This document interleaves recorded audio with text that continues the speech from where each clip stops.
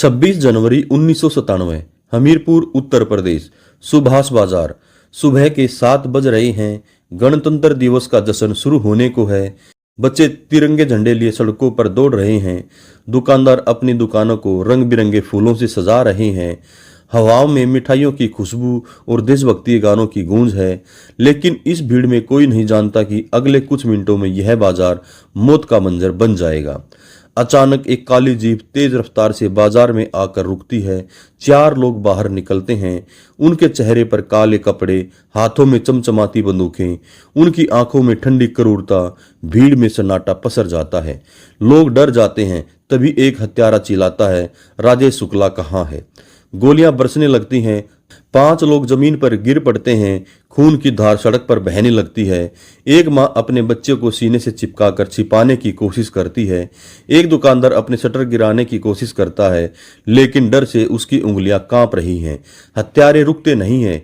वे सुनिश्चित करते हैं उनका हर निशाना सटीक हो। जब गोलियां थमती हैं तो बाजार में मौत का सन्नाटा छा जाता है। 5 लाशें सड़क पर बिखरी पड़ी हैं। हत्यारे जीप में बैठते हैं और धूल उड़ाते हुए गायब हो जाते हैं।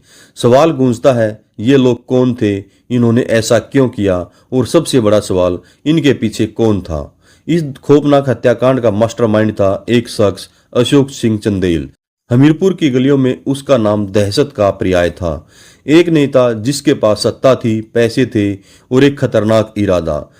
लेकिन यह कहानी सिर्फ खून की नहीं, यह कहानी है सत्ता की भूख, बदले की आग और एक शख्स की जिसने अपने परिवार के लिए इंसाफ की जंग लड़ी, राजीव शुक्ला। जो भी हमारे दोस्त चैनल पर नए हैं, चैनल को सब्सक्राइब कर लें और वीडियो को लाइक करें।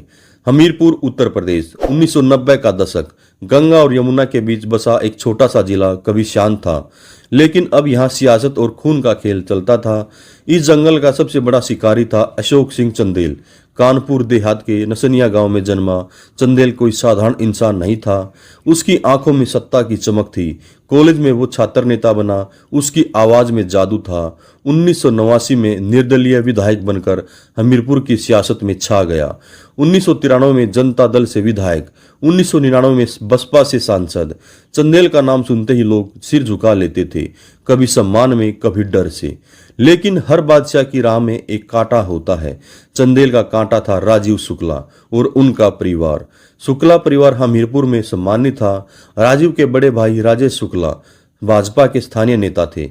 उनकी साफ छवि और बढ़ता प्रभाव चंदेल को खटकता था।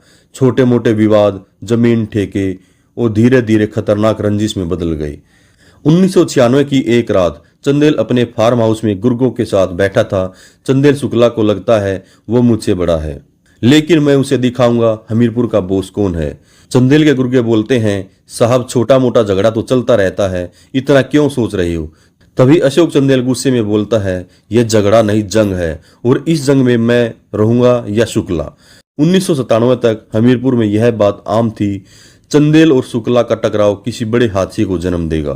चंदेल ने ठान लिया था शुक्ला परिवार को रास्ते से हटाना होगा। 26 जनवरी 1997 सुबह 7 बजे सुभाष बाजार में जश्न का माहौल। राजेश शुक्ला अपने बेटे राकेश, भतीजे गणेश और 2 सुरक्षा कर्मियों वेद प्रकाश नायक और श्रीकांत पांडे के साथ बाजार में है। उन्हें जरा भी अंदाजा नहीं, मौत उनके पीछे है। काली जीप रुकती है। 4 हत्यारे बाहर निकलते हैं। उनके चेहरों पर काले कपड़े। एक हत्यारा चिल्लाता है, राजेश शुक्ला। राजेश पलटते हैं, लेकिन इससे पहले ही कुछ समझे गोलियां बरसने लगती हैं। राजेश, राकेश, गणेश और दोनों सुरक्षाकर्मी कुछ ही सेकंड में जमीन पर गिरते हैं। खून की धार सड़क पर बह रही होती है। हत्यारे जीप में बैठते हैं और गायब हो जाते हैं।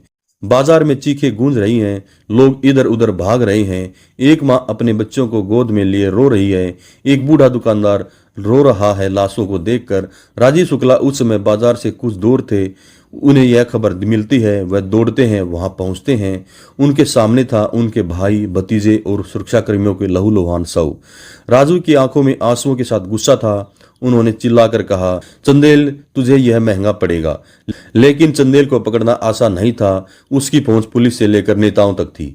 जांच शुरू हुई, लेकिन सबूत गायब होने लगे। गवाह डर गए। चंदेल खुलेआम घूम रहा था, जैसे कुछ हुआ ही न हो। लेकिन राजीव ने ठान लिया था वो इंसाफ लेगा, चाहे कितना भी वक्त लगे। हत्याकांड के बाद हमीरपुर में चंदेल का डर और बढ़ गया। पुलिस ने मामला दर्ज किया। लेकिन जांच में ढील थी। चंदेल की ताकत के सामने सब झुक रहे थे। राजीव शुक्ला ने हर दरवाजा खटखटाया, पुलिस, कोर्ट, नेता, मीडिया, लेकिन हर जगह निराशा मिली। 2002 में हमीरपुर की निचली अदालत में सुनवाई हुई।